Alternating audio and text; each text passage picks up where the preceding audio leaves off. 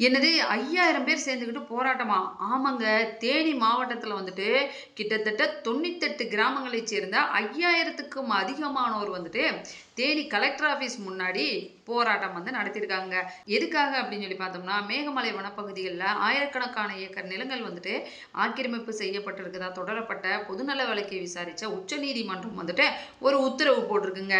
அந்த தீர்ப்புல வந்து பல தலைமுறைகளா வசித்து வரும் 98 மலை கிராம மக்கள் வந்துட்டு ஆக்கிரமிப்பாளர்களா வெளியேற்றப்படும் ஒரு அபாயம் வந்து இருந்திருக்குங்க. அதனால அந்த பகுதியில இருக்கிற மக்கள் வந்துட்டு தங்களோட வாழ்விடங்களை பறிக்கக் கூடாது அப்படின்னு சொல்லி உச்சநீதிமன்ற உத்தரவையும் எதிர்த்து தமிழக அரசு வந்து இதை மறுசீராய்வு செய்யணும் அப்படின்னு சொல்லிட்டு தாங்க இவ்வளோ போராட்டம் வந்து பண்ணிட்டு இருக்காங்க. அதே மாதிரி அந்த பகுதிகளில் வந்துட்டு விதிமீறல்களை மீறி கட்டப்பட்ட தனியார் தங்கும் விடுதிகள், அது மட்டும் இல்லாமல் வணிக கட்டிடங்கள் எல்லாத்தையுமே வந்துட்டு இடிக்கவோ இல்லை அதை வந்து சீல் வைக்கிறதுக்கோ வந்துட்டு உச்சநீதிமன்றம் வந்து உத்தரவு போட்டிருக்குங்க.